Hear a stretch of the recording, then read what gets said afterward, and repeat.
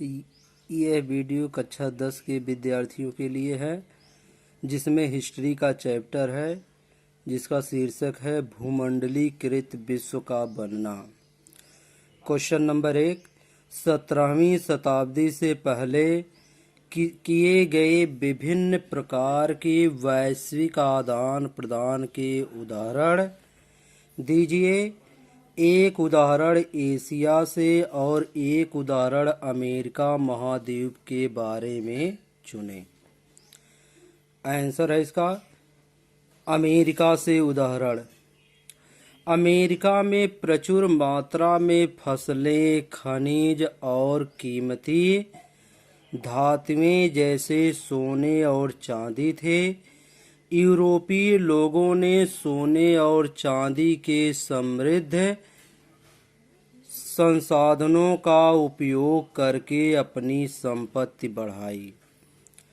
Asia से उदाहरण है चीन ने वस्त्र, वस्तुओं और मसालों के बदले में भारत और दक्षिण पूर्व एशिया में मिट्टी के बर्तन और रेशम का निर्यात किया। क्वेश्चन नंबर 2, पूर्व आधुनिक दुनिया में बीमारी के वैश्विक प्रचार ने अमेरिकी भूभागों के उपनिवेशीकरण में किस प्रकार मदद की?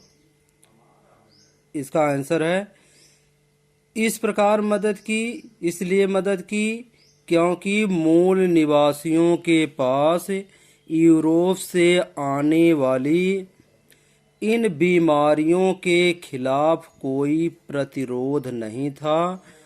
अमेरिका की खोज से पहले लाखों साल से पहले अमेरिका का दुनिया से कोई संपर्क नहीं था। फलस्वरूप इस नए स्थान पर चेचक बहुत मारक साबित हुई। एक बार संक्रमण शुरू होने के बाद तो यह बीमारी पूरे महाद्वीप में फैल गई। जहां यूरोपीय लोग पहुंचे थे, वहां के लोग भी इसकी चपेट में आने लगे। इसने पूरे के पूरे समुदाय को खत्म कर डाला और विजय के लिए मार्ग प्रशस्त किया। क्वेश्चन नंबर 3, निम्नलिखित पर संक्षिप्त टिप्पणी लिखें।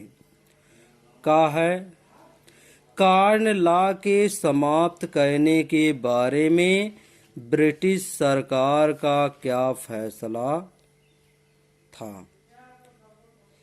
व्याख्या इसकी है ब्रिटिश सरकार द्वारा कॉर्न लॉ के फैसले के बारे में समाप्त किए जाने के बाद बहुत कम कीमत पर खाद्यान्न पदार्थों का आयात किया जाने लगा। आयातित खाद्य पदार्थों की लागत ब्रिटेन में पैदा होने वाले खाद्य पदार्थों से भी कम थी। फलस्वरूप ब्रिटिश किसानों की हालत बिगड़ने लगी क्योंकि वे आयातित माल की कीमत का मुकाबला नहीं कर सकते थे। विशाल भूभागों पर खेती बंद हो गई। हजारों लोग बेरोजगार हो गए। परोक्ष रूप से इसने वैश्विक कृषि से शहरीकरण और औद्योगिकी विकास का मार्ग प्रशस्त किया। नेक्स्ट दूसरा है अफ्रीका में रिंडरपेस्ट का आना क्या था? रिंडरपेस्ट के अमेरिका में आने से लोगों की आजीविका और स्थानीय अर्थव्यवस्था पर एक भयावह प्रभाव पड़ा। रिंडरपेस्ट ने अपने रास्ते में आने वाले 90% मवेशियों को मौत के नींद सुला दिया। विश्व युद्ध के कारण यूरोप में कामकाजी उम्र के पुरुषों की मौत। व्याख्या विश्व युद्ध के कारण यूरोप में कामकाजी उम्र के पुरुषों की मौत के कारण यूरोप में कामकाज लायक लोगों की संख्या बहुत कम रह गई। मर्द मोर्चे पर जाने लगे तो उन कामों को संभालने के लिए घर की औरतों को बाहर आना पड़ा, जिन्हें अब तक केवल मर्दों का ही काम माना जाता था।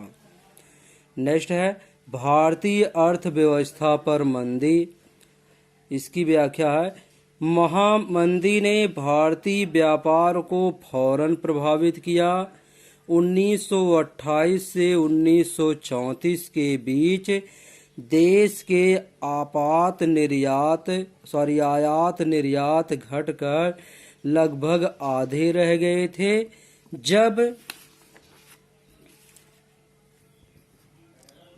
जब अंतर्राष्ट्रीय बाजार में कीमतें गिरने लगी तो यहाँ भी कीमतें नीचे आने लगी। 1928 से 34 के बीच भारत में गेहूं की कीमत 50% गिर गई। शहरी निवासियों के मुकाबले किसानों और काश्तकारों को ज़्यादा नुकसान हुआ। पूरे देश में काश्तकार पहले से भी ज़्यादा कर्ज में डूब गए। खर्च पूरे करने के चक्कर में उनकी बचत खत्म हो चुकी थी। बहुराष्ट्रीय कंपनियों द्वारा अपने उत्पादन को एशियाई देशों में स्थानांतरित करने का फैसला किया। इसकी व्याख्या देखेंगे, उद्योगों को कम वेतन वाले देशों में ले जाने से वैश्विक व्यापार और पूंजी प्रवाहों पर भी असर पड़ा। पिछले 2 दशकों में भारत और चीन एवं ब्राजील आदि देशों की अर्थव्यवस्था में आए भारी बदलावों के कारण दुनिया का आर्थिक भूगोल पूरी तरह से बदल चुका है। क्वेश्चन नंबर 4 है, ब्रेटन वुड्स समझौते का क्या अर्थ है? ब्रेटन वुड्स समझौते पर जुलाई 1944 में अमेरिका स्थित न्यूज में हैम्पशायर में ब्रेटन वुड्स में विश्व शक्तियों के बीच हस्ताक्षर किए गए थे। इसने अंतर्राष्ट्रीय मुद्रा कोष की स्थापना, बाहरी अधिशेषों और अपने सदस्य देशों के घाटे से निपटने के लिए की और अंतर्राष्ट्रीय पुनर्निर्माण एवं विकास बैंक की स्थापना युद्धोत्तर पुनर्निर्माण के लिए पैसे का इंतजाम करने के लिए की गई थी। नेक्स्ट है क्वेश्चन, महामंदी के कारणों की व्याख्या कीजिए। महामंदी के कई कारण थे। क्वेश्चन पहला था, 1920 के दशक में आवास एवं निर्माण क्षेत्र में आए उछाल से अमेरिकी संपन्नता का आधार पैदा हो चुका था। अधिक निवेश और अधिक रोजगार ने अटकलों की प्रवृत्तियों को जन्म दिया। नेक्स्ट पॉइंट, अटकलों का मतलब होता है जो समस्या में पड़े हुए थे। दूसरा पॉइंट है, शेयर बाजार 1929 में नीचे गिरा, जिससे निवेशकों और जमाकर्ताओं के बीच आतंक पैदा हुआ। इसलिए उन्होंने निवेश और जमा करना बंद कर दिया और मूल्य ह्रास का एक चक्र बन गया। नेक्स्ट है, जब लोगों ने अपनी सभी संपत्ति वापस ले ली, कुछ बैंक बंद हो गए।